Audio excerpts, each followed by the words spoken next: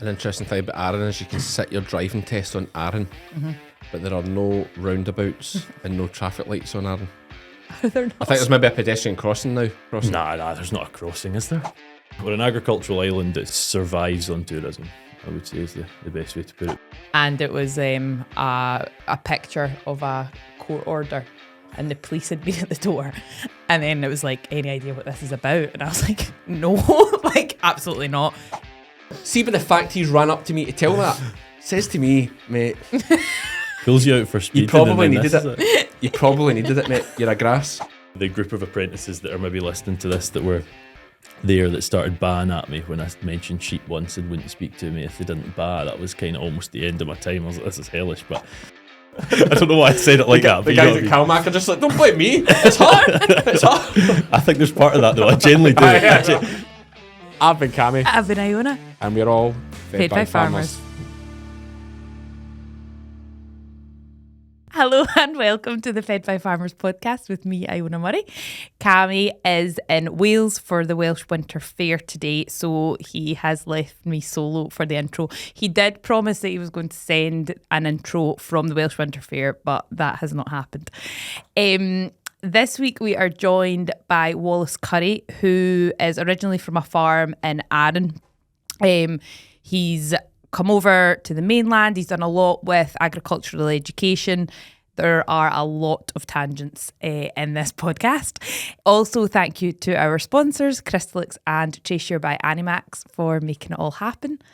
And let's just get going. And we're here with Wallace Currie. We just kind of start before we start sometimes. Wallace, made famous by the Rural to Kitchen podcast, R2K. Do you just call it R2K now? Honestly, if there's anything on this planet in need of a rebrand, it's everything I do. I feel like the name is so redundant. It started on the basis that from a farm, degree in agriculture, master's food security, and had done the chefing side. And I was like, I've got the full process here. There is nothing to do with kitchens anymore. So Yeah. Should we just say that's your podcast, Rural to Kitchen? Yeah, but R2K sounds cool. it does. Because R2K really does. sounds like a wrestling thing or something. What Yeah, is but then- R2K? But then everyone's like, why'd you call it R2K? And then I'm like, oh, because Rural to Kitchen. They're like, what does that mean? No, it's just... Well, it'd be easy to rebrand if we can just come up with something else that's R2K. 2K, yep. Yeah. So I've used that a few times. Like I created like an online market thing on Facebook that absolutely didn't work, but like 15 people started selling things on it for like a week. And I'd written, I can't remember how I'd done this, in market. Yeah, that's right. I put a wee 2 between the R and the K and I was awful proud of myself. But it's just rubbish. It needs so much work. Like it's Wallace Talks or something. I don't know. It's just something different. Yeah. it needs a Wallace change. Talks. Yeah. We'll come up with something. Curry, there's an R in curry. Curry talks. Curry Talks. Curry Talks. What do you mean And you an could do curry? R2K. That sounds like a whole other thing. It just sounds know like what. we're That back just to the sounds like a kitchen food, and we're talking yeah. about food Oh again. yeah, sorry, we're moving away from that. We're moving away It from sounds that. like just like a takeaway review club or something. Rogan, Josh, or Corma today. What are we on? Yeah. Welcome to the Rogan Josh podcast. That's day, Joe all Rogan night. Josh podcast. Yeah. Oh my Yeah. god, fantastic! Oh, geez. We've created So, something. Wallace, tell us a bit about yourself. What's the background? A lot of people that listen to the podcast will probably know already, but tell us your background. Yeah, grew up not far from here. I believe you can see it over on the Isle of Arran. I was on a beef and sheep farm, mum and dad, and it was just at lambing time I got involved, but that was it. I mean, I just wanted to be footballer, WWE wrestler. Unfortunately, I was sort of more shaped like the ball than the footballers, in fairness. And the wrestling thing I actually probably did look at for a week or so, and then thought, and then that was what I'd done as a teenager. I was like, oh, I'll try this. Didn't want to do it. Then you get addicted to gaming, and then thought I better go to uni. Chose agriculture, and yeah, ever since then that's pretty much been life. Whether that's over with mum and dad, helping at lambing time here and there at the minute, or studying through it, teaching it, working in comms in it, young farmers, Nuffield, everything now has been farming. So there's a few things going on. Like, Where did you go to uni? so I went to SRUC in Ayr, so what everyone used to know as Auckland unfortunately doesn't exist anymore, and now actually SRUC doesn't exist anymore apart from one RBM class. So we went just right in the town, and yeah, maybe it was not as great practically. Not maybe, it wasn't as great practically. It was notably worse practically. But probably more fell in love with the getting to know folk stage, the social side, the whatever. And I think that is a massive part of this sector, in fairness, you know. And I started to meet folk in the course, meet folk out with that during sort of trips and whatnot. And I think that was probably when it started that I was like, the people side is what's for me. I'll walk into a show, I'm not really fussed with the trade stands. I'm sort of who's on them, who can I have a chat to today, and whose story can I hear. And I sort of focused my 4 years there on diversification. It was in the 2014 to 2018, so it was Brexit was happening during that. What did it mean without subsidy? A thing we're probably still asking ourselves what that will look like. And diversification was something that presented itself. And then I did my masters in Glasgow Uni. So, and what was it like going from like Arran, which is rural? Not how many people live in Arran? Oh, I don't actually know. I think it's about 6,000. But through summertime, pre-COVID, pre-Calmac having some struggles, it was always at about 25,000 through the summer. Yeah, so it was. That's such a leap. But 6,000 residents. Yeah, and you could never get parked in the summer, which is good. I mean, we're an agricultural island that survives on tourism, I would say is the best way to put it. But yeah, moving away was different. I remember the first time I passed my test, I drove to Irvine and I posted on Facebook me standing outside the Asda, and a few people commented like, "Did you drive there yourself?" You know, this was a big thing. Driving on the mainland is a big thing back home. So I embraced it. I was lucky, a great group of friends. The folk at uni were class, and I just fell into that pretty quickly. So I didn't really notice the transition. Yeah. An interesting thing about Arran is you can sit your driving test on Arran, but there are no roundabouts and no traffic lights on Arran. Are there not? I think there's maybe a pedestrian crossing now at the co-op, is there? Or is it just a zebra crossing? Nah, there's not a crossing, is there? They've just got a little island. Yeah, so it's just Yeah. so it's no lights and no roundabouts in Arran, but you can book your test there. Or maybe not anymore, But can you? no, you can. Yeah. I did mine and get 0 faults, right? Because There's I mean, nothing how to could fault on. you? Can you But- park? Can you park here? Well, there's no other cars. So, yeah. I mean, don't sit in the summer. Sit in the winter. You don't see a single other person. Well, honestly, I actually was kind of a big deal when I passed because there was traffic lights, impromptu traffic lights on the island, and I dealt with them fine. Never seen them The in my life. roadworks or something. Yeah.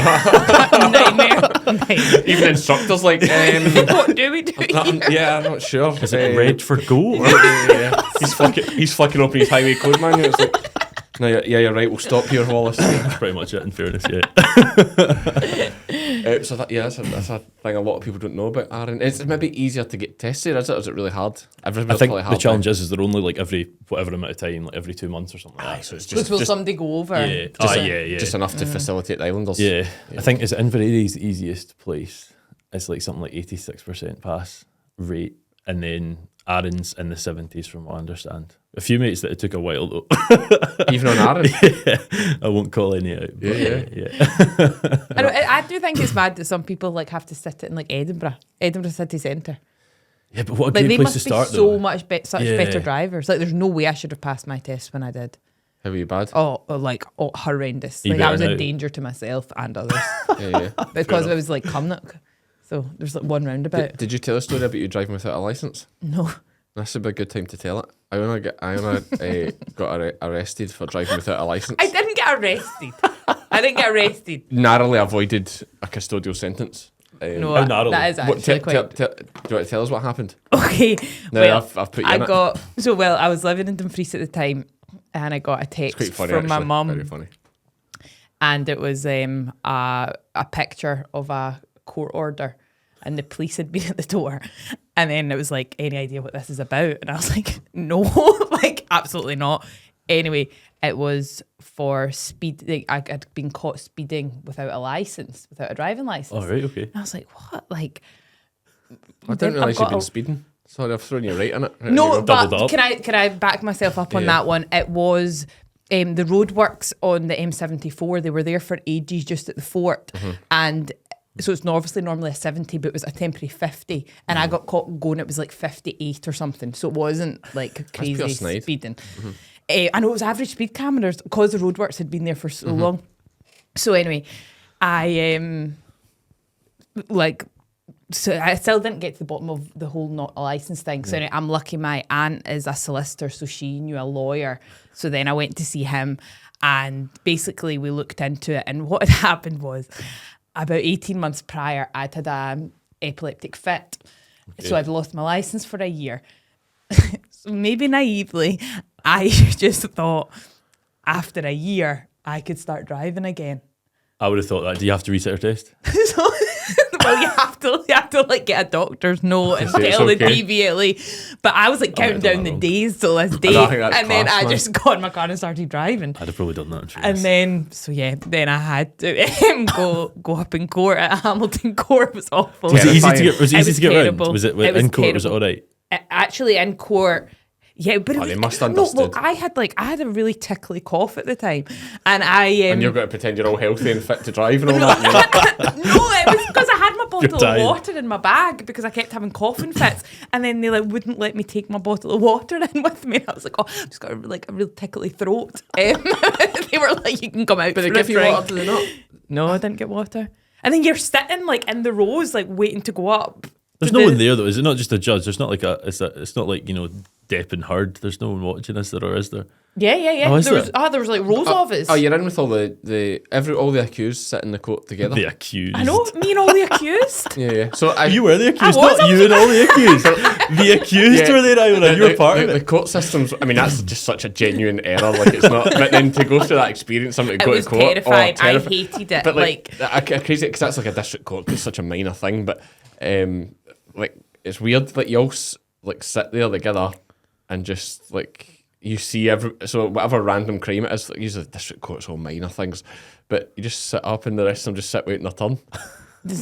Luckily, my the lawyer. It was actually interestingly, I was his last ever case. Because this is just an intermediate diet. This isn't actually because you're just pleading guilty. I assume so. Yeah. Yeah. So you didn't dispute it. No, it's different. I should say it's different. It's not like all the accused sitting. If it's like actually although anyone can go into the public gallery. This is just like the point where everybody's pleading guilty or not guilty. Okay, got you. I think it's called an intermediate. It's called an intermediate diet, basically a pleading diet. You can plead Are you saying guilty. Diet? Diet, yeah. Right? Yeah. Why is it called that? Good question. I should get that in someone's questions in the next few weeks. An intermediate diet. Why is it called a diet? I feel like I've probably signed up to that. There'll be a solicitor listening that will know. And I'm kind of hazy with it all because it's been a few years since I was involved in it all with the police.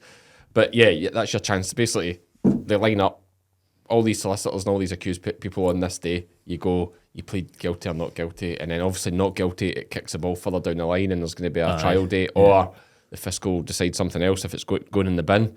Right. And then if you plead guilty, obviously it's a case of plead guilty at an early stage. What's the circumstances? Obviously, Iona's one's just such a genuine daft mistake, similar to what Andy did.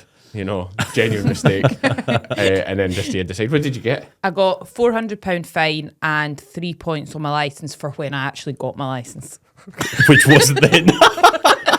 And then she drove home. I'll go home somehow. Did they ask you if you drove here today? No. Well, that would be just good banter for the judge, wouldn't it? It's not even. It's not a judge. It's a. It'd be great crack, actually. Yeah. Justice of the peace, isn't it? Justice of the peace, I think, at district court. So that's not a judge. No, not really. It's like a. But they were wearing the. Yeah, well, everybody does that. It's like I suppose they are. I suppose they are a judge, yeah. Just I think not they should be it's made just, to go they're that. not like a sheriff. It's not like a sheriff court. Right. It's just, I suppose it's different levels. Justice of the peace is quite a. I'd say it's a minor role in case I come across anyone's desk for any offences in the future. But it's nowhere near like being a sheriff or like a high court judge. Totally different ball games. Still terrifying though. Aye, that would have been. Oh yeah, of course it is. They're so serious. I know. It's terrifying to see when I used to go in to give evidence. I was terrified. Yeah, it's not nice. I'm not the best in that stuff, in fairness. So I had 9 points a few months ago, and like I think Are you still allowed 9 points? you have 12. Can you? Well, you can't have 12. I think if you've 12, you're in bother. Like, but, Right. I had 9, but I got down to 3 again. But one of them was for driving out insurance. But genuinely, that's 6 points paid straight it. away. Yeah, I'd paid it for 12 months the month previous, and the month previous was lambing time. There'd been some issue in the account, and they'd emailed me saying it's going to be cancelled in a week's time. And you're not really checking your emails when you're lambing, are you? So I didn't see it. It's just driving to a mortgage appointment actually, and I get pulled over. You know, in Dumfries Big Cuckoo Bridge roundabout. Yeah. I get pulled over with the police there. So public. I know exactly. I like 50 of my students passed. So genuinely, yeah. It's like students taking photos of me and everything. And I was in my 06 plate Corsa, and I'm like, the guys come over and I think they were judging the car. They were, and I wear trackies and I don't really dress very well anyway. This is me sort of for a night out, and they were pretty rough, and then I was like, this is the story, whatever. I showed them, like, fair enough, but they couldn't do it. It was like an impound fee. It cost me about £1,500 that day.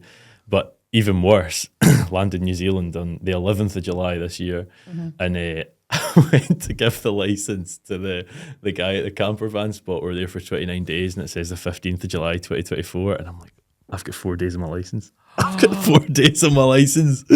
And Yaz was like, she was keen to drive a wee bit. I probably shouldn't out her, but she actually got pulled over for speeding in New Zealand. But we didn't have the best experience. But she looked at me like, am I driving all the way down New Zealand? Because we're doing Christchurch, Invercargill, up I can't do it, never eat shredded wheat, west coast, and then north the whole way, like the whole of New Zealand. And she was like, I'm not doing that. So I managed to get some kind of international travel cover that I hope is legit. I managed at the time anyway. But really? Outed myself now anyway. Down to 3 points now?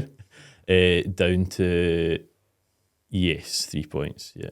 Ever since the second week of having a licence, I have 3 points at least. Do you know I've never had points in my licence? That is insane. How is that insane? Because you're working. I drive incredibly slow.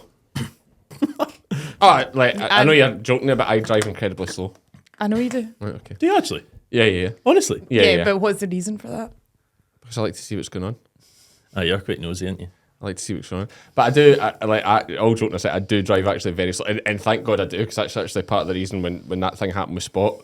Like actually he could run away along behind me, like, because I was just like, it was a wee country road, and then into the village, and like just saunter. Should we do a wee up? How is he? Yeah. Yes. He's 100% now. Excellent. Yeah, I'll put a wee clip on for anyone watching YouTube. He's 100 back working. Is he? I like at the time.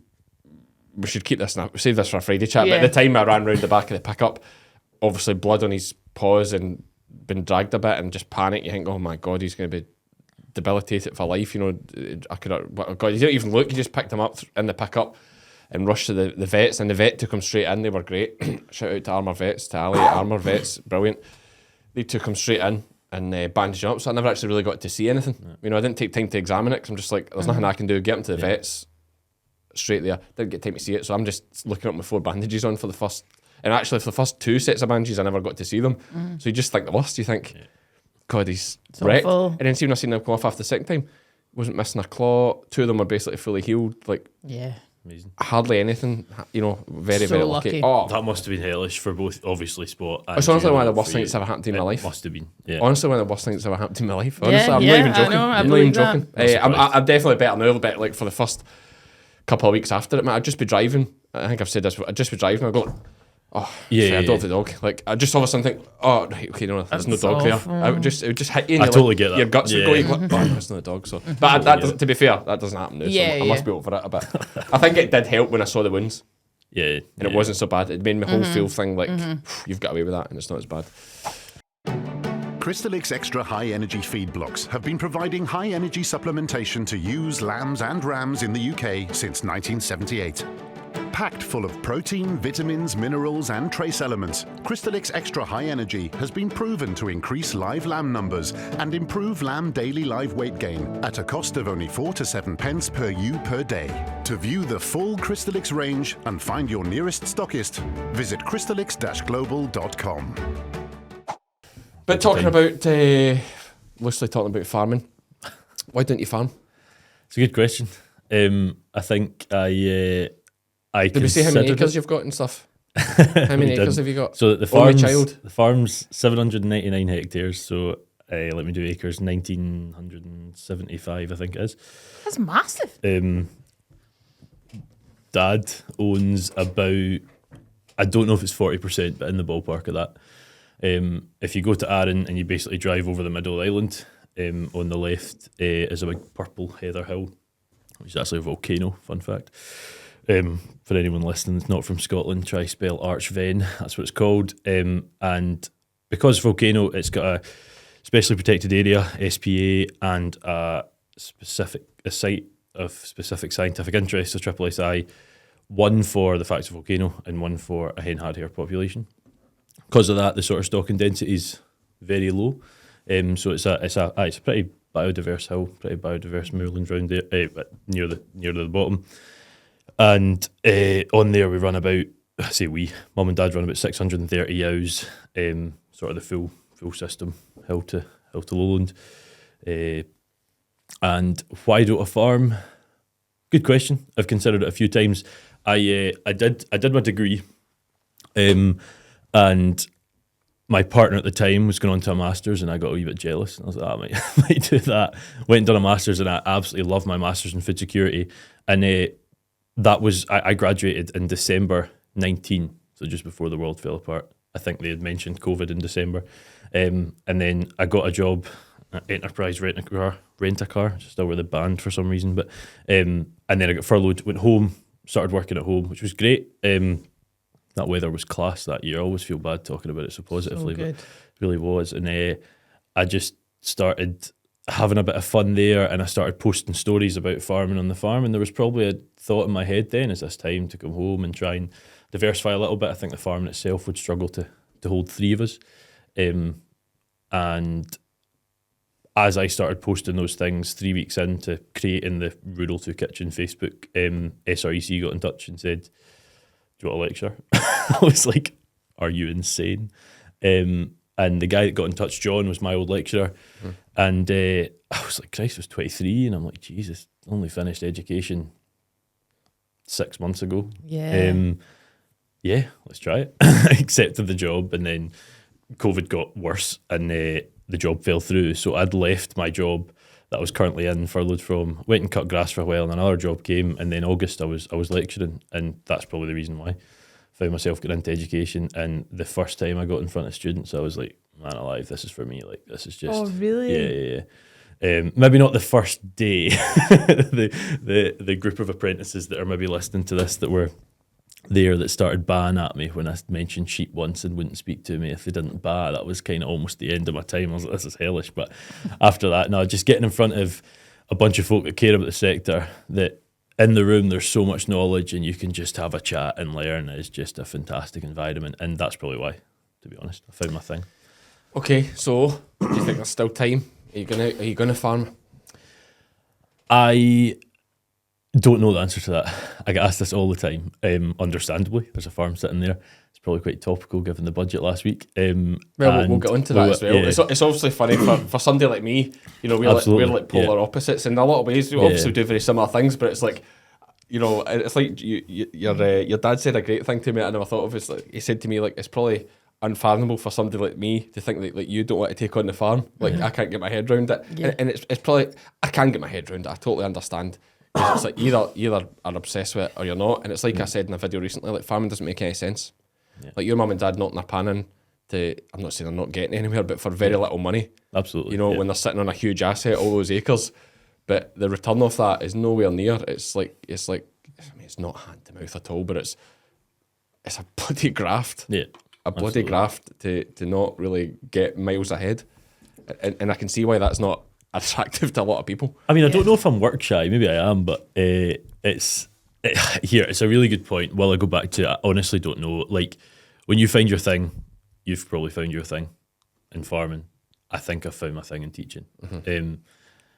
It's hard to leave that. I did leave it, and we'll get into that, but that's for different reasons. But it's maybe harder for you too because you're on an island, so you can't do both. Exactly. You know, if your farm was here, you could teach and be working at home. You have to do one or the other. Which I did when I started. Yeah, because it was all online. Yeah, and I could do that. Be at home. Yeah, but it was rubbish. And that's your problem. If you want to do anything off the farm, you have to leave. Be so far away from the farm. It's not in the way Calmac is with the boats. It's a nightmare. It's shocking. Davey Henderson, who did a podcast already with us, I think he texted me the other day saying that they tried the new boat and it doesn't fit. Oh, so the love. I don't know if it's a case of they tried the new boat and it didn't fit. They tried a boat to see if it would fit, in fairness. Oh, so it wasn't the boat? No. They brought one from Isle of Man. No, it's massive. Oh, bigger? It's massive. Ah, right, okay. This is when they were wanting to cover? Aye, because basically your Cali Isles was your main Arran boat, not the Isle of Arran, confusing. Right, I misread it then. Yeah, it has, it's Davey, dramatised everything. Has been out for basically a year.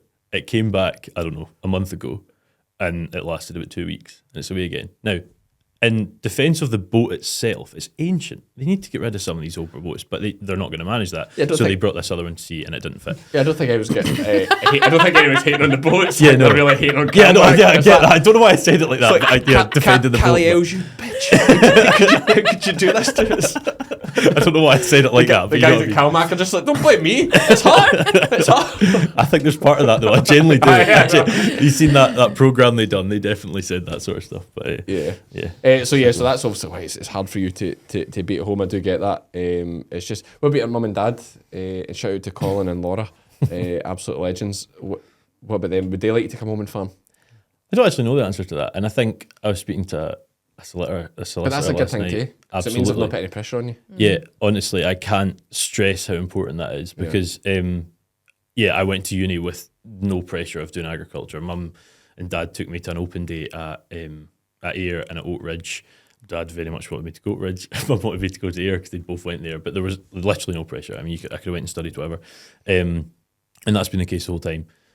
The discussion of the succession side, I think we probably know what's going to happen, but we haven't actually had that official chat. Would they want me to come home? It's nice when you're working away with them, isn't it?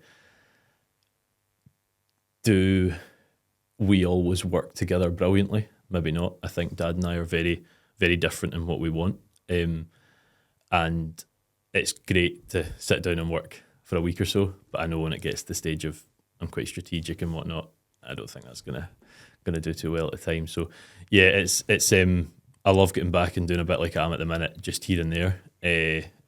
Will I take it on straight away? I think Mum and Dad will be there until they want to be there because they just love it. They sit at home and the farm's there, right outside, and it's their spot. Like so, I've got no intention of trying to move things on quicker because it's not my desire yet. Mm-hmm. There is definitely the thought of would I take, if we get to that stage, someone on at the farm. That's probably the route I'd go down at first. You know, like a tenant or something like that. So you wouldn't sell it? I'd be surprised. That's good. I would be surprised. That's good. There's How many something about generations has it been in the family? So not a ridiculous amount. So it was 1959. My dad's mum and dad, I think in 1949 actually they were offered it. It was something like this, and if family are listening, it might not be perfectly right, but you guys can take this on if you get married, was sort of the thing. To your grandparents? Yes. And they weren't at that point. They took it on a few years later, bit by bit. And they took on Bridge, which is where we are, Bridge Farm. It's on a bridge. Don't know why I had to explain that. It was quite clear. And then we've taken on patches here and there. Mm-hmm. So, I don't know. And did your mum and dad, did they meet in Arran? Or Arran? I should know that. They're both from Arran, though, they're not? No. Dad was brought up in this house. Because I met your mum's brother randomly. I introduced you to him, yeah. That's right. At what were we at again? Well, he basically ran that. It was his. I was at a landward thing with the careers, rural careers in Aviemore. No, your future Aviemore. First. Aviemore, your future. Yeah, that's right. First, and I met your I've got right. So yeah. Yeah, so Uncle Ian's a great guy. Actually, do you know what? If you want a really cool, Ian Robertson. Yeah, we did the events with him at Dumfries House. Okay, that's right. Yeah. You should get him on here. Yeah, really cool. He would chat, be good actually. Good speaker. I'm sure he's on the landward thing. For that. Yeah, I'm sure we must have filmed. I spoke to you and he spoke to chatting, STV. I don't know. He spoke to both of you. Am I allowed to say that? I don't know. But he sort of, Ian's done a lot of things. He was professional basketball player for Scotland. He wasn't a professional rugby player. What is professional? The word semi-pro, whatever the word is. I don't know what the term is. Professional basketball. I don't know what the word is. Maybe I've got the wrong word. I don't know. He did basketball for Scotland.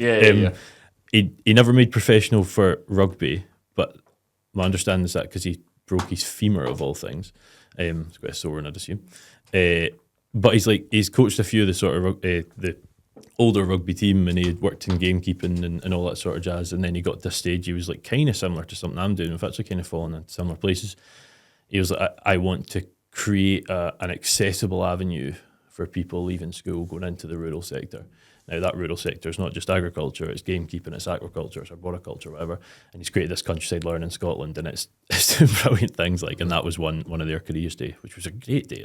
Oh yeah, it was. Yeah, and actually see the whole getting kids I know I'm biased, and I suppose, yeah, it's like it's an amazing job. Like all the jobs in the countryside are brilliant because you're out in the fresh air doing great work where you use common sense most of the time. You know, as somebody who's did, 12 years in the police, and you've worked in other businesses, and you have as well. It's like there's very few businesses that utilise common sense. In fact, almost none of them utilise common sense. Yeah. What they do is they have a set of policies in place. Police being the police and the NHS will be the two prime examples of this. And I always use this analogy in farming. If you want to get sheep from the farmyard to that field, if there's a straight road, you'll generally go straight line, A to B, take them down there and put them in that field. Common sense, do that. In the police, you'll go via C, D and E, because back in 1995, one sheep slipped down that bank in there and got away. So just in case that ever happens again. Now, there's cases, of course, where it's appropriate, if we're talking about life and death, but there's daft things. They'll go all this way around. Whereas the farmer, if that happens one time, they say, well, these things happen, right? I've been doing this for 30 years. It's happened once. Just keep going on. Once every 30 years isn't a bad ratio. Whereas the police now, it's just become insane with the amount of... And for daft things, I'm not talking about life and death things. I'm not talking about things like they used to take domestic abusers to the police station. Or they used to take them away and like drop them off at their brother's house. Or a family member's house just to get them out of the house, and that was the police. Back in the day, it would get charged. Yeah. But this is the police's way of dealing with it. It's like, Hughes, come on, stop fighting, go there. And of course, one time the guy goes back and murders the wife, and then that all stopped. So things like that are 100%, like absolutely 100%. There's so many daft policies and stuff in place. The way funding and education works, it's like your A to B analogy. Like they've got to see Z first and then come back to B. Like it's just. Yeah, because you don't know where that funding's coming from. Also, you might have a funding pot. Let's say you've got $5,000 and you've been given this for a thing. Let's say a topper. $1,000, but we can get that for, I'm not good at machinery prices, $2,000. Let's also get, we need a bunch of spades, we need this, we need that. Nah, you got to spend $5,000 on that topper. And it's infuriating. Okay. The money can't. The money can't be used for anything else. It has to be used for that. Yeah. Even though you find could yourself get it for overpaying. less. So you're trying to spend the money on what it's meant to have been spent, even though it's like, well, why can't we just use it for that? Exactly. And you find yourself like playing deals with dealers, like any chance you can just sort of, but it's a nightmare. Aye. And you're talking about like when Dumfries House for you to buy equipment, for example. You're saying ring fenced for that. For an exact so even though thing. you could say, listen, we really need this bit of fencing repaired, and I can get you a topper for 4,000. Could we use 1,000 that's left? Let's say there's 5,000 analogy. Can we use that 5,000 to fix that 1,000 spare to fix that fence? And you're like, no, that has to be that that's topper. for that. And I think what it is as well. I think it's when you're dealing with people who are not non-farming related as well. And that is where I think, that's where some of my frustrations came from. Because a lot of people aren't brought up with common sense. It's so different. And I think farming just doesn't work with the rigorous rules. I don't know, it's way more, even like the whole hours worked, like Monday to Friday, 9 till 5, like that mentality. I think it's really hard when you're from farming. I don't know, I just think people are different. For example, not slagging them off. I think they're being taught poorly in a lot of cases. I think honestly, one great thing, and this might upset people, and I really think would help a lot of people, is get a second job, and not even for the money is a factor, but actually the great thing about a second job. I mean, I've virtually my whole life had a second job, apart from maybe a sort of 2-year period, my probationary period in the police, where they scare you until you can't do a second job. Pretty much the whole rest of the time I've had a second job. When you say a second job, do you mean a second conventional set hours salary, or do you mean just something else? Not when I was in the police, but you could be self-employed and do contract shepherding, lambing, shearing, all that other stuff when I was in the police. Before the police, for example, all through school I had heaps of jobs, but I worked, I'll give you a prime example, I had 2 jobs, and I loved it. Worked on a farm in Kilmarnock. This was after I'd left school, so full-time on a farm, but also did a Tuesday and Thursday. I did from 7 till midnight in a call centre in Kilmarnock. Really good. Actually, really loved it because it was pay as you go for Vodafone, but people just phoned you for help. There's no cold calling or any of that nonsense. So you're just helping people all night. Yeah. And I actually really enjoyed it. It was just real problem solving. You'd actually be using your brain. Yeah. and this is a true story, and my old team leader still follows on Facebook. Shout out to you, Jill Bland. Like, I never took my lunch breaks or anything. Well, so sad. Your tea breaks? No, I would go to the bathroom, but I was like sick, and I was sick. Plus, there was also like, this is it's embarrassing. Is this slightly. going to make it like a competition? Aye. Yeah. there was like stats of like who'd put in the most work and done the most resolve, and like I had to be at the top, man. Yeah, you're like a prime like candidate for something I'm that. the person they want. I'm the idiot. I'm the idiot they want. Like, oh my God. Honestly, I loved it. And so I would do 7 till midnight Tuesday and Thursdays, and then I would do from I did a 10-hour shift on a Saturday. Must have been 7 till 5. Mm-hmm. And on Christmas Day, I'll give you an example. Nobody wanted to work Christmas Day. I did 7 a.m. till 12 midnight on Christmas Day and Boxing Day because it's triple time and a third. Oh my God, really? Yeah, it was good. When I was 16, we were on £6 an hour. I was 16 then. No, So I was 17, 18 then. So on £6 an hour, which was okay that was good back then. Yeah. I think minimum wage was $5.20 or something back then. Maybe less. In fact, it'd be less. It'd be £4 something for an 18-year-old back then. Mad how minimum wages have What changed. is minimum wage now? Did it not just go up to 12.42? It's £10 if you're 18 and 12 something if you're 12.40. It could be if you're over. Yeah. But yeah, I would do these big shit. And I thought it was minted money. You're £20 an hour. Yeah, that's insane. And they were giving me a 17-hour shift. And you're actually enjoying it? Oh, I loved it. And it was a change. What my whole point was getting to that. Sorry, yeah. It was a change. It was going from farming, physical, very, very different, to then working in a call centre. It was a change. But see, It was totally different. They don't then both feel like work. Yeah, it was just something. Yeah. It was something different. And I know it's hard to find a job you like, but see, just doing two totally different things. Like when I was in the police, policing was okay. It was good a lot of times. But then farming was amazing. But also times when you were shearing and exhausted, boy, was it good to go and do a shift in the police. Yeah. And get a rest and do something different. And they work great together. Don't do two jobs the same. That's a definite thing. Or you'll burn yourself out. But doing two different. The other good thing, if you're working all the time, you don't spend as much money.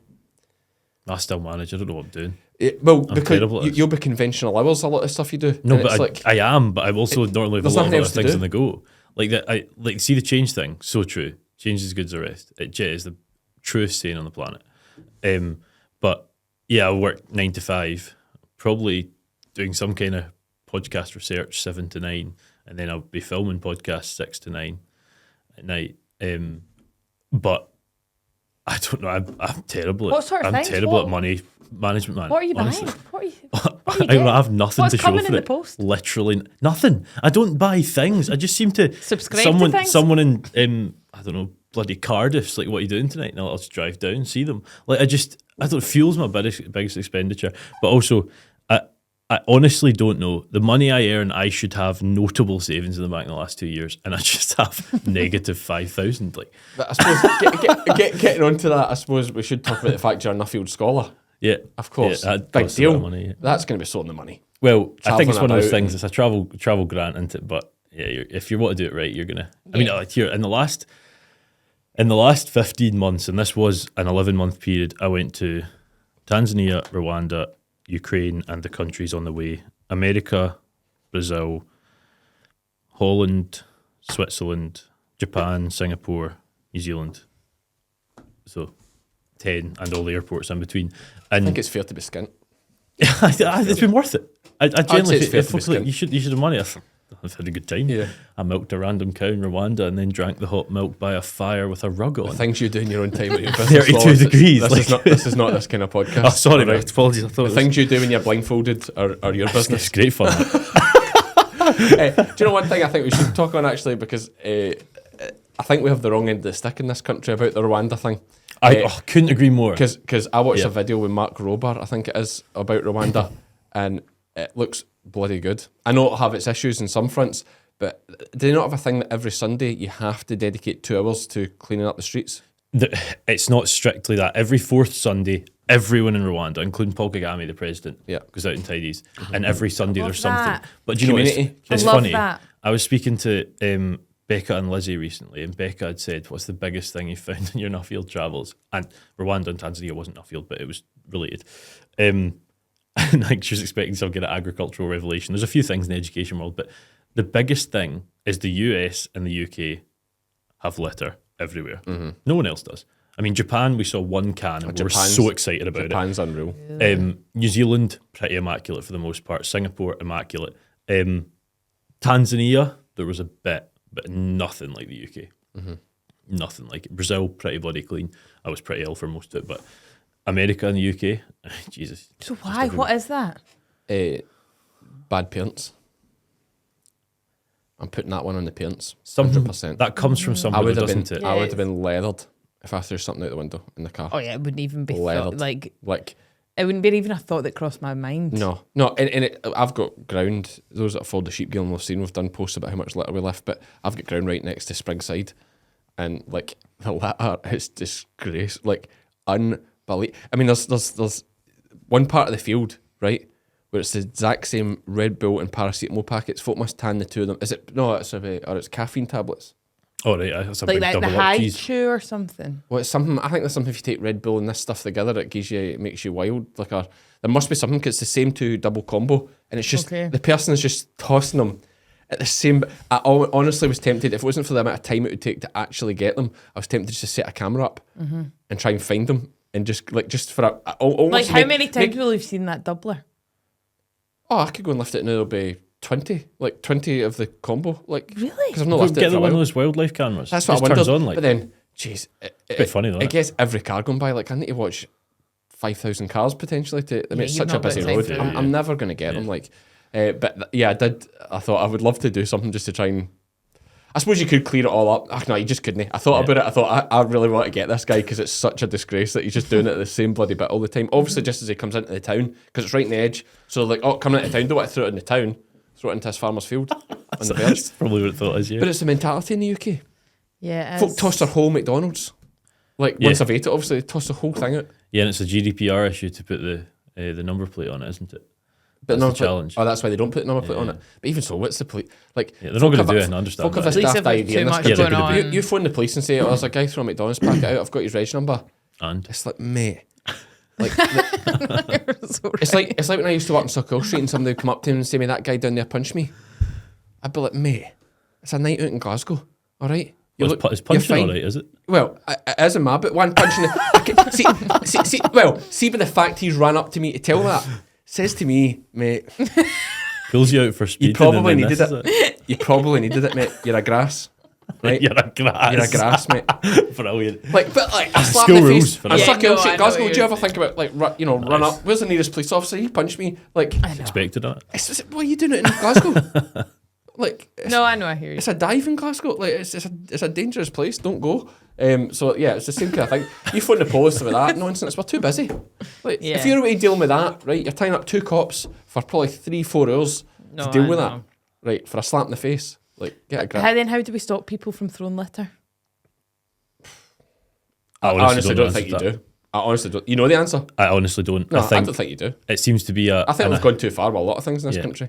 I'll give you another prime example now. I'm on a rant. You've started me talking about police things. Right. You've got 2 minutes. Yeah. and this is one that really annoys me. I don't think I've spoken about this in podcasts. Is it annoys me, right? And this will upset people. It annoys me that that the police aren't allowed to just stop and search anybody they like. You've said this of mine. If I was it in your you did. podcast, I said Aye, that. Yeah. It annoys me that the police can't just stop and search anybody they like. We've got knife crime. So they're not allowed to do that? No, even worse than that now, right? You have to have a real solid reason to do it. You can't even just say like, oh, he just looked a bit dodgy. You have to have a real, like somebody says to you, that guy's got a knife, or you see something. Like, and this all came about because we're so bloody woke over here and ridiculous, and it's the media's fault. They put out a story about police searching under 11s, I think it was. Right. And there'd been like 3 or 4 under 11s searched, right? Now, what kind of under 11s do you think the police are searching? I'm guessing it's not just a random under 11. No. Yeah. No. It's agree. wee bams running about with fireworks and drinking and running about the streets daft that are getting searched quite often for everybody's safety, police safety. It's a dangerous thing. An under 11 with, let's say, a weapon or a firework or something like that. So if my son come home, if Jock comes home at 10-year-old, well, why is he? I don't know why he'd be out himself at 10-year-old, but aye, so it's never going to apply to me because it's just not going to happen. But say he come home and said, the police searched me, I say, what'd you do? Rather, these folk are like, how dare they search my son? I'm like, what did you do? Why are you getting searched? You don't get searched for nothing. And they don't, me as a, the police are just normal folk. There's examples of, right, there's plenty of assholes in it as well. I accept that. And plenty of folk that That's abuse the their case power. with everything, though. But even the ones that are assholes, they don't go about going, you know, oh, who am I going to search? Nobody wants to put their hands in somebody else's pockets. And so one of the worst parts of being a police officer is when you actually have to search somebody. Yeah, that's actually Yeah, I can disgusting. imagine. And stick your hands in. And because most of the folk you're searching, they're drug users, they're BAMs. It's not like you're putting them in a businessman's pocket. You know, it's horrible trackies I've wore for 20 days, I can talk. But nobody wants to search folk, and now they've taken away that power. And I gave a prime example, maybe I did say it in your podcast. See when that law first came in that we're no longer allowed to search anyone without a real valid reason. We got a call, a guy drinking in Gordon Street at Central Station. We go down, sure enough he's just standing bevy in a can, alright. I think the co-op had phoned in that he was standing at their door. So you've got to deal with it, obviously, it's been phoned in. To be fair, we do deal with that anyway, because that just leads to fights later on, folk drinking in Glasgow, to be honest with you. So you chin him, he's just an Ed, he's like, aye, fair dues boss, blah, blah, blah. They don't care, because they get like a ticket, but they never pay a ticket, so they don't care, right? But You've done something. we take the can off him, you give him the ticket, it's all a big pantomime type thing. You give him the ticket, and as we're part of giving him a ticket, you check him out, which is like you do a PNC check on his details, just to run him through the system, see if he's got any warrants, etc. And it comes back, I'm standing here to you from this guy, and chatting away, we're all relaxed, it's just drinking, nobody cares, drinking. Well, we're not filled out his ticket yet, we're just taking his details in the notebook, do the PNC, he's got an apprehension warrant. Apprehension warrant means they get arrested, all right, as opposed to like a means warrant where it's like they owe money and they could technically pay that at the station and not be arrested. Anyway, apprehension warrant, so he's getting the jail. So we say to him, mate. So what does that mean? Is that for something else? Yeah, he's failed to appear at court mostly. Oh, right, okay. Previous to this, yeah. Right. Yeah, for something Right, else. okay, He's probably not turned up at court, and they just put a warrant out. These guys never, not never, but it's just they don't care. Yeah. So anyway, apprehension warrant, and we say to him, mate, you've got an apprehension warrant. You need to come get the jail. And he goes, fair dues, boss. Listen, I'm going to tell you now, I've got a lockback in my waistband. Because they know once they're getting arrested, we have a reason to search them. Right, okay. And then he literally says to us, What is a lockback? it's a knife. Right. A knife that locks back. Right, okay. They call it a lockback. It's a knife that locks back. So obviously if you stab someone with it, it won't fold Doesn't over. fold. Right, okay. So there's funny laws, like if it folds, it's not illegal. I think any knife in the city centre, you'd need to prove pretty hard why you have it. Yeah, okay. But if a knife's over 3 inches and locks back, it's very illegal. Right. So anyway, I've got a lockback in my waistband, and he says to us, he's like, honestly, it's like, I knew you couldn't search me, so I wasn't caring, but fair do. And it's like that to me, that was like such know. it's People like, know, yeah. how disgusting is it that we are standing? Because before we did anything, we'd have turned that You guy. would have We caught searched. turning him, we'd have searched him. Because I'm not going to stand talk to No, that of guy. course you're not. But him standing drinking a can does not give me grounds to search him. Legally, I cannot search him. So, okay. So my point to this is the whole 11-year-old's been searched. Part of me does get that when children are involved. I know what you're saying. I know what you're saying, but I can understand why people's backs might get up about children being searched, right? I get that. Those parents that have got issues with that are the reason the kids are out being bams. Listen, and I know and understand that, but I don't see any argument for making it over 16s. Okay, compromise. Compromise over 16s, then yes. Or you make it as simple as but it's so hard because. Or under 16s, is that with an adult present? But here's the other issue, right? But under 16s, right? Get a hold of these kids' parents for a start. Yeah. Most of them don't have cars. How are they going to come to you to do the yeah. search? How are you going to put an under 16 in a car without searching them? You're not. You're going to put a kid in the back seat not. with a knife? Yeah. Or do we have to go to town? Do we have to handcuff them to the rear, put them in a cell just to search them when they probably have nothing on them? Yeah. But where do you draw the line? Where do you draw the line? Yeah. When you have 2 police officers there, right? 2 police officers there. Now, yes, you get bad eggs. Rare to have 2 bad eggs working, like, in fact, never heard of it in all my time in the police as 2 bad eggs. Certainly not one that would stand back and watch somebody do something untoward. Yeah, yeah. I mean, it just does not happen. No, it doesn't happen. I'm going to say this now. It doesn't happen. Not 2 together. Like, it just wouldn't happen. So, you have 2 adults there. Okay, they don't know the kid. Where do you draw the line? I know what you're saying. I do know what you're saying. For people's safety. And again, if that kid's in a situation where the police have felt the need to go through this hassle when they know they're going to get shit for it, but they feel it's in the public interest for everybody's safety to deal with this, then you know the kid's doing something wrong. Yeah. Like, I feel really strongly about Yeah, stop. no, I See do when knife get crimes that. through the roof and all that. Like, Stop it early as well. put the fear of God into them that they could be, anybody can be stopped at any time with no reason. Like the cops, if you make eye contact with the police and they don't like you, you could get searched. Does that not create a negative opinion of the police though? Like, so I remember seeing some kind of advert. What's the of opinion of the police just now? Well, I don't know, and it's worse across the pond. Or potentially new president is America's backing to funding it. The police officers have to be mental in America. Well, I think that's there's probably truth to that. They have to be mental. Here, I think we have the potential for the police to be liked, and certainly to young folk. And I remember seeing an advert saying, don't be scared, your police officer. See them as a friend type thing. If that sort of thing started happening, I feel like that's going further away, and that doesn't, and you don't get that sort of better relationship with the police for the common person. What's the benefit of having a better relationship with the police? You see them as an actual support system, or a system that can help you when required, and you're not just like, oh, there's a police there, I better head over here, I better run away. But do you not think there's other good folk as well? Because if there's that fully negative opinion of them, there's a fully negative opinion already. But and why? But, is it though? But surely there are other Do you think? agencies and people that you could speak to about problems rather than the police. That's probably true. No, but like everybody wants to hate on the police. See, so somebody's in your yard that they don't know, or somebody is threatening you, or you're under threat, or you're in danger. Yeah, like straight on nobody goes, I'm not phoning the police because I don't like them. Yeah, that's what I mean. Yeah, but we shouldn't be scared of the police, though, should we? Why not? The right people should be, but I think if you create a complete environment, I agree. Can I just say I agree? We should not be scared of the police, and we should be teaching our kids. One thing that we used to hate as police officers, is folks say to their kids, if you don't behave, the police I'll give you to the police. The police will get you. Yeah, what happens when that kid gets lost? Exactly. And they see a police officer, they're terrified. That's what you should always be saying to the kid, there's go and speak to the police officer. Police officer will always have time to speak to a kid. Yeah. Always have time, and that they're normal folk, like police. Yeah. There's bad eggs. They're just like me. Like, take me for example. I don't think anybody would think that if come and speak to me as a police officer that they wouldn't get good crack. Like there's all just guys like and girls like me. So don't be telling your kids, the police will get you. Because see when that kid gets lost and they see a police officer, they're going to run. They go away. Scared. They go, no, I'm lost. I've lost my mum. There's the police. That's kind of what I mean, yeah, but that's fine for kids. But as adults, like as BAMs running about with knives and stuff, they should be like we don't have fear. But when I don't think it's the worst thing. I'm when getting extreme now. No, when does that bit happen though? What age at that? I'll tell you an example. Happening? Right, my dad was younger. He used to tell me like, this is back when it used to be everybody knew their local police officer and all that. Those days are long gone. But you would never run once they caught you doing something or somewhere you shouldn't be or whatever. You would never run away, because if you ran away, you knew that they were fear of him, because he would just give them a kick up the arse, like just give them a boot, not kick the shit out of them, but just kick them up the arse and say get away. Whereas if you ran away, he would come to your door.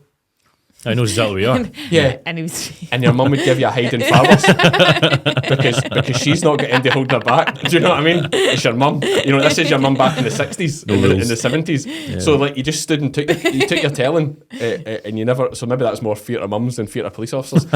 But there's definitely a lot. There's no respect for police, and not so much with us kind of people. Yeah, I know what you mean. In our cities and stuff like that. Whereas if you just there's brought no back fear. Oh, there's definitely no fear. Because, like, prime example, that guy standing talking to me. Just totally, I wasn't fussed chill, man, chill. He's literally got a knife.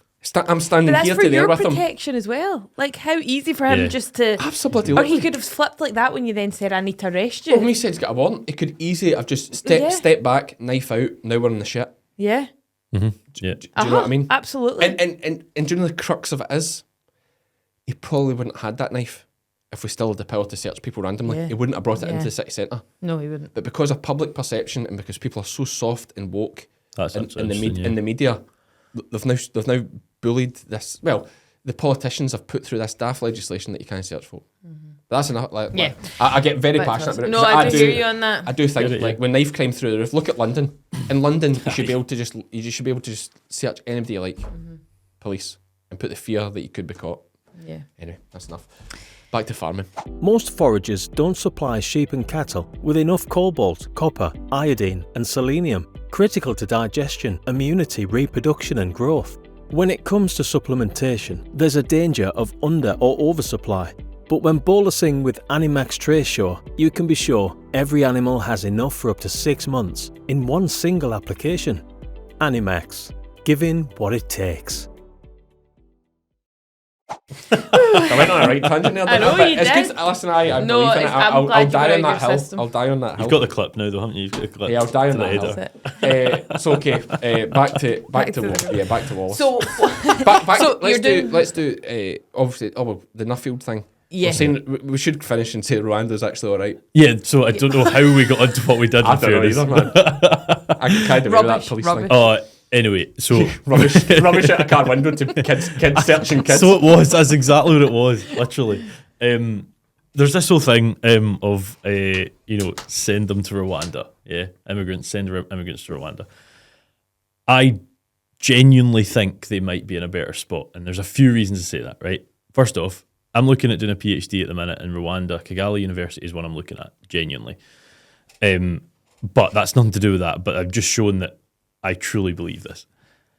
When someone is homeless, without a job, but willing to find something, and that's given a 3-month period, people in Rwanda will be housed. And basically the way it works is it's not just like a housing estate. That's not true. It's a housing estate with a school that's there. It's got a community. It's near enough to Kigali that you've got city access, but it's rural enough that one of the main employments is agriculture, that you can be employed. So you can be employed in the school, the amenities that are created there. And I can't remember the number, but we passed one. It was a really nice community sort of. We went and spoke to some folk where these folk didn't have anything. They were homeless, maybe didn't have family. One thing to remember at Rwanda, a lot of their parents have been killed. 14% of people were killed in that country 30 years ago last month. And these people are living in a community where they used to run about as kids. They used to whatever. And then one day they saw their sister hacked to death in front of them. Or maybe one day they done it to their sister because they were told to. And then now 30 years on, they just want to support their own country.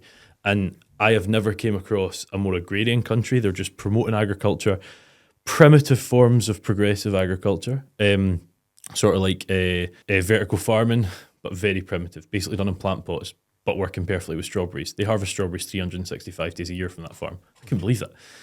But that farm is supported by people that are in this community that didn't have a job before, or they were struggling to find a job, or whatever. And Kagame, who is the president, is supporting these people to go into it. It's not a case of there's a house, grand you're in a house. There's a house, and here's a bit of training on how to work in customer service. Work in this shop. And there's like a genuine plan to get people into sort of employment in that country. And I can't help but think they're marketing themselves so well. I mean, either you watch football? No. Yeah, sometimes. A wee bit like PSG, Arsenal. You've probably seen Visit Rwanda. Oh yeah, okay. That sponsors them, does it? Yeah. Visit Rwanda sponsors Arsenal. I thought it was Emirates. Other way round. So like Arsenal supporting Visit Rwanda. Oh right, okay. Yeah, and Visit Rwanda's putting money to Arsenal to support, but it's like it's a really confusing agreement. Yeah. But Fly Emirates sponsor Arsenal, as they sponsor PSG as well. But you'll see Visit Rwanda everywhere. In Rwanda, they're currently building a multifunctional sports stadium, so they're trying to build their football team. They're trying to build everything, and I've never came to a country and been so shocked at what I found, because I filmed with Regis 9 months before, and like I turned up in Kigali with them, we're going through, and everything was just marketed well. They say there's no corruption, right? There's corruption everywhere, but genuinely, if let's say I was a waiter and you just bought something, Iona, and I put, any chance of a tip, you'd be fired on the spot. Like, that's not allowed. That's corruption, and they're trying to minimise everything. And genuinely, the people were friendly. It was welcoming. Apparently, if you're a pharmacist, there's a pharmacy every 2 yards, but that's a different story. The agriculture is obviously behind what it is here, but they are growing fast. It's a fascinating country. Like, honestly, I'd be happy to live there. And the people that, if they do come here and get sent there, that I think they win. Yeah, I think that's maybe something that I don't know that the whole thing would ever have happened anyway, just with human rights acts and courts and stuff. But the Tories probably did miss a trick not doing enough PR on what, because the public here, I think, is the wrong. They just think it's rubbish, yeah. Yeah, well, they just think Africa, and they think, God, it's war. I mean, it is war torn in a lot of places. But Rwanda specifically, there's a Mark, if anyone wants to have a look, there's a Mark Roper video. He's one of the biggest YouTubers, one of the biggest guys on YouTube. He does quite interesting videos, actually, sciencey stuff. But he does a visit to Rwanda thing, and it's impressive. So in Nuffield, what is your Nuffield actually on? I don't think we touched So it started on agricultural education, and the plan was we were looking at Barony, what we were doing in Dumfries. I'm just not there anymore, a livestock show, a sort of machinery competition, a stock judging competition for the HNDs that the winner then goes on to Paris to compete, and somebody's made Jack Cuthbertson, maybe, Crossroads member, you know, his sister Fiona Cuthbertson. Oh yeah. Jack won and then went to Paris and was third in European stock judging. Good on you, Jack. Phenomenal. Shout out Jack. And we've got crop plots, we've got grass plots that are sponsored by Yara. There's so many things there that are just, I think they're really doing what they should be for agricultural education. I think there's so many examples across Scotland and the UK that is not the case. I'm not going to name names. I've said it to them. Don't need to say it to anyone else. But I looked at that and thought, someone at this place isn't got the same experience as this place. Is there a way we can create a holistic model that everyone's involved with? So that was the original plan. And then in the in the interview, there's... Is this a Nuffield interview? Yeah, 14 people in there. And 14 people on a board? So 5 on a panel, 3 people that are there that I don't think will ask anything, and then 6 potential sponsors. It could be 2 potential sponsors, it could be 10. There's 14 people listening to your patter. Yeah, poor buggers. It's a lot of folk. One of them said, I love that environment though. That's like comfort for me. Really? Oh, God, it's my worst nightmare. Love it. Absolutely love it. I'd crumble. Yeah, I honestly, it's just, they actually said something along the lines of like, you're not acting normal in this environment. But anyway, that's a different story. They said, have you got like outlined objectives?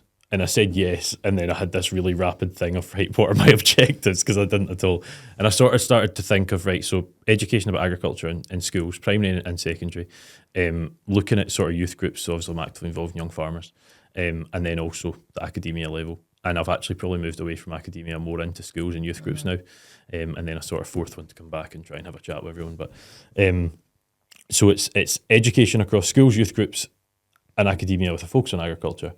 And because I got excited about it, it's now looking at consumer engagement as well. So that's sort of what it is. It builds, it grows. Yeah. No, good man. Hey, it's just the travel part of the whole Nuffield thing for me would be like... It starts that way, and then you find there's something else better about it though. Yeah. The network side's phenomenal. Is it? Oh, I can't stress it. Like, I mean, yeah, you hear about Nuffield. No one thinks about anything apart from travel. Yeah. I've actually travelled more before Nuffield in the last year than I have in Nuffield. But is your Nuffield finished? No, it's not. I've got a year left. Yeah. Okay. I assume I'll probably do some more, but there's nothing planned at the minute. But the second you sign on to Nuffield, that's not how it works. It's not like the job centre. The second you become a Nuffield scholar, you get added into this international database. Now, give or take, there's about 105 new scholars globally across 16 countries, all in associated sectors to agriculture and food. And you just get added into this. It's very baby reindeer, actually. You've got their number, you've got their email, you've got their address, you've got everything. You sign up to that. Yeah, okay. It means wherever you go in the world, you've got contacts you can go and see, and exactly. Or they can sort you out with stuff. And I mean, when I was in New Zealand there, like, there's a map on the database. So I was like, I'm in Christchurch. Let's zoom in the map. Who's there? There's John Wright, went and stayed with John and Jane and his son Ben. That's just how it works. That's the one great thing. Yeah. I can't stress how valuable that is. As a podcaster, it's class. Come on. I've seen some great things. I mean, New Zealand, Switzerland doing some amazing things at secondary school level. New Zealand is corporately funded for things like, so we went to a place that had a complete shearing shed that was funded. Students were shearing there.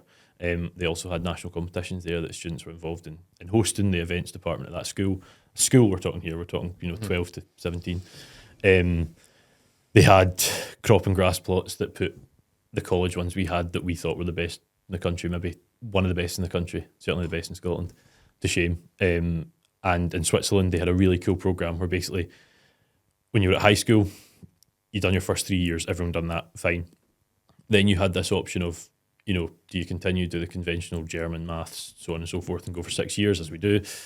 Or do you do that, but also sort of basically one day a week, you find yourself working in an environment you think you might want to work in, be it agriculture, construction, whatever, or, and this is parent or guardian consulted. It's bringing in an actual consultant to make sure it's not a decision made too early for a 15-year-old.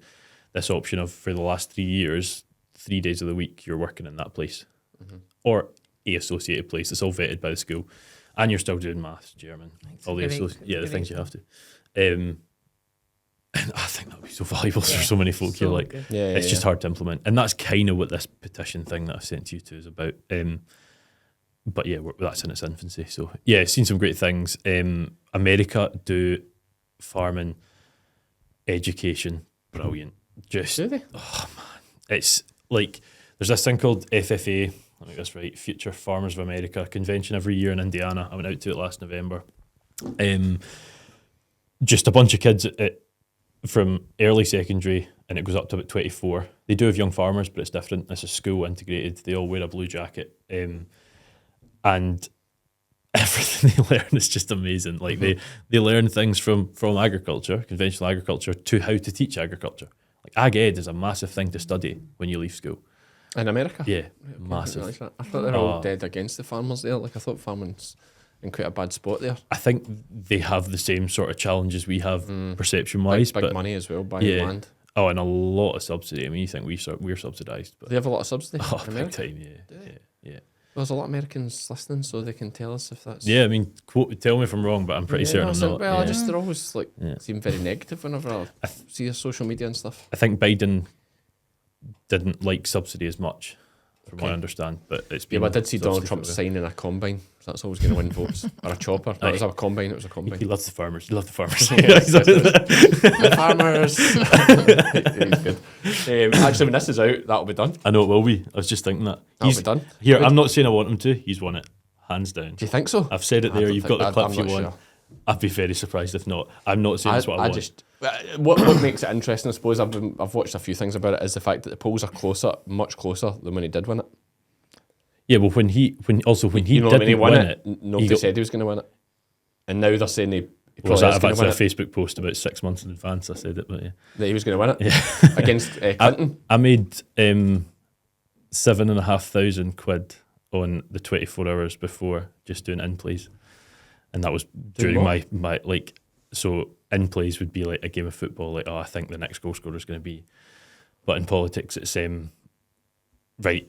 Biden's currently favourite. I'm going to put money on Trump, and it just kept bouncing up and down, and I just kept throwing money back and forth. I mean, I was in a major gambling addiction stage at that point, but No wonder he's no money. yeah, literally. Yeah. Were you actually addicted to gambling? Oh, 100%. Yeah, Were you? I think I did some maths. It's between £250,000 and £300,000 I'd put on over the course of about 2 years on credit cards and stuff like that. So that that's not. But you're winning a lot. But it's not like there's that's not like your loss. That's what's been put on. I would say if it was 300,000, I would say I probably won 315. But you had credit cards everywhere, and there was a lot of debt because the wins was at the start, and I got addicted. And then How did you get over that addiction? Ran out of money. and the more credit cards would accept me. His mum found out and gave him a hiding. Yeah, Mum found out when I told this to, I don't know if you know Holly Thompson, In Your Country magazine. Told it to Holly, and that's when, well, they already knew. But anyway, on my undergraduate graduation, I was sitting there in bloody crutches because I got my degree in crutches, and I was betting on a game that I had paid for the information on a Hyundai B League, which is Australian football, soccer, game to be 4-1. In the 89th minute, guy took a penalty at 3-1 and hit the post, and like the guys, the keeper's like, it's clearly match fixed. Yeah. Just like to say I'm not involved in the fixing. I'd found out information,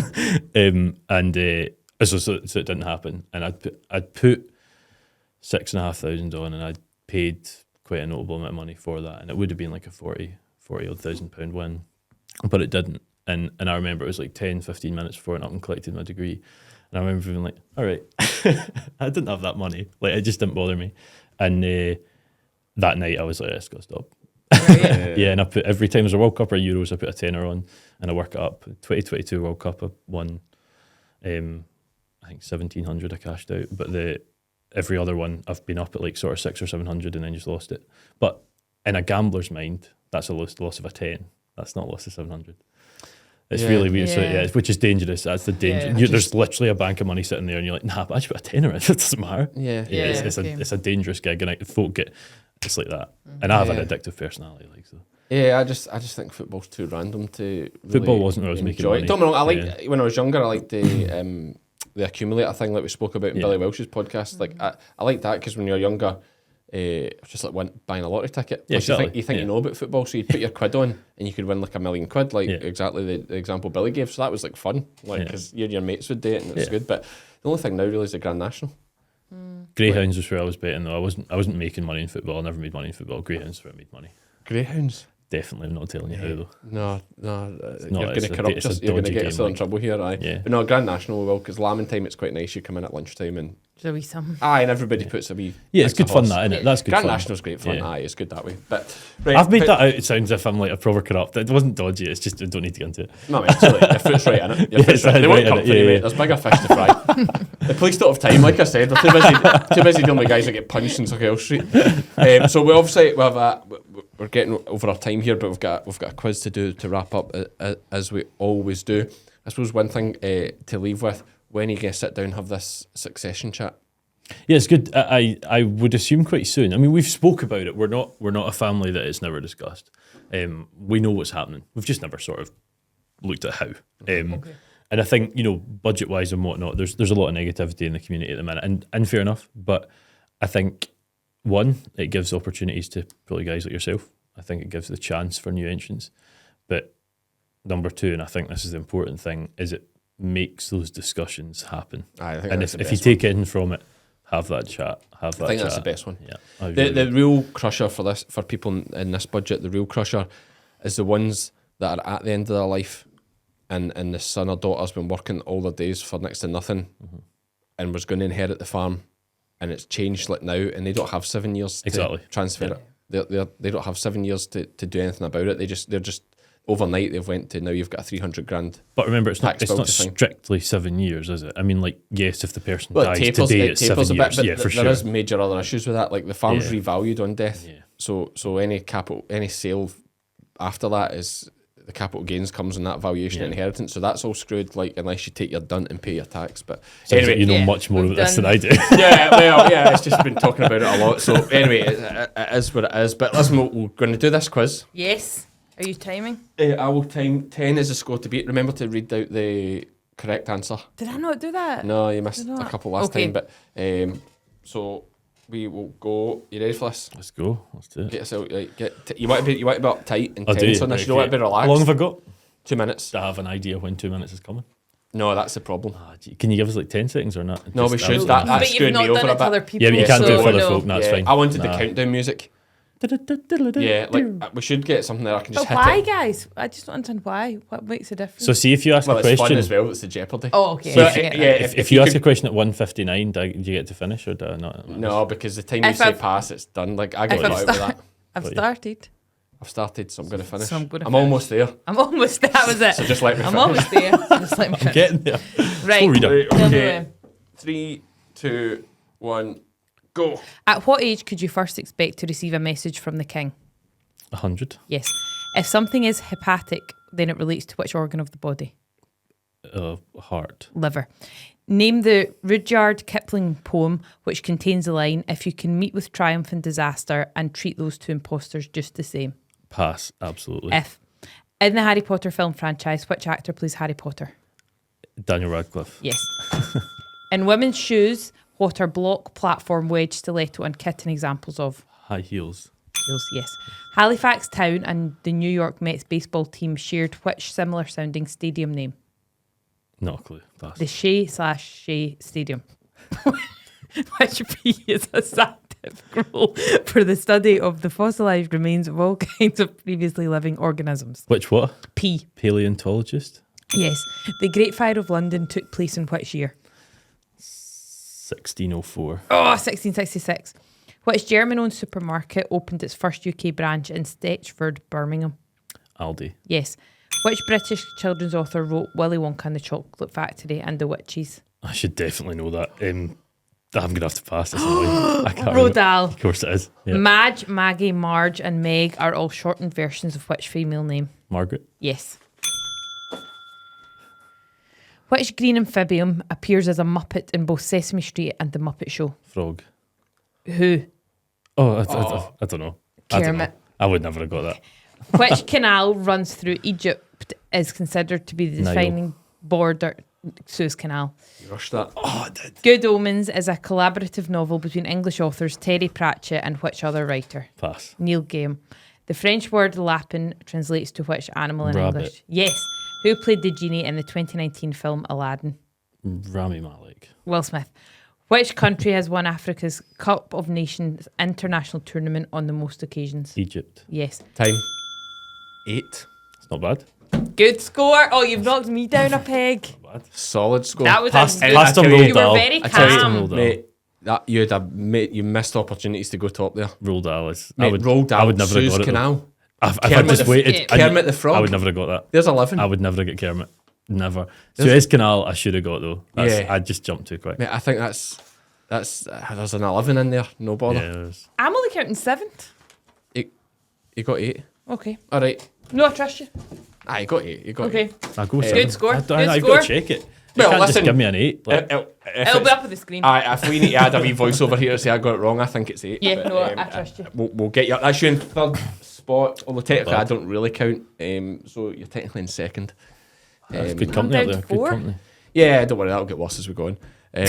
But joke. That was a good. Honestly, mate, you missed. Like it's the one that got away. I just want somebody to beat Graham, if I'm honest.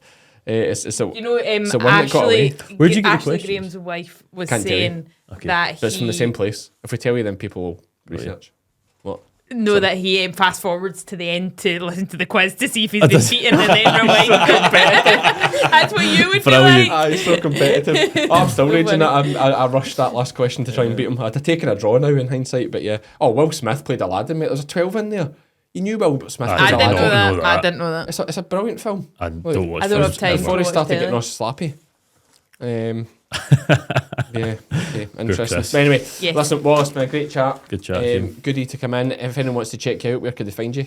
Yeah, I mean, the best part's probably Spotify and Apple Podcasts, to be honest. Just R2Cast, which needs a rebrand. But yeah, R2Cast, just type in that and it'll come up. There's 200, I think I just filmed the 274th last night. So. So, There's man, a fair we are flag. way behind. Way behind. And if you keep it at 2, you're going to fall behind because I'm 2.5 a week. So. Are you 2.5 a week? Interesting. Not that I put a wee half hour out every night. It's No, I 10 a get what you month. mean on average. On average. I get you. Anyway, thanks for coming, mate. Good That's on been you. a joy. Thank you. And I'm back. Thank you so much to Wallace for coming in. It was really interesting to hear a bit more about his life and his background. I knew him a bit from when I worked at Dumfries House because he volunteered with RET, the Royal Highland Education Trust. So he came to some of the events we did there. But yeah, he's doing some great work and it'll be really interesting to see what he goes on to do in the future as well. So yeah, it's a busy time here. At the moment, just getting everything sorted for Christmas. The orders are coming in, which is great. Thank you so much to everybody for your support. Cammy should be back this week. We're hopefully going to get a Friday catch up out to you and hear all about how the Welsh Winter Fair went. Thank you again to our sponsors, Crystalyx and Tracesure by Animax, and see you soon.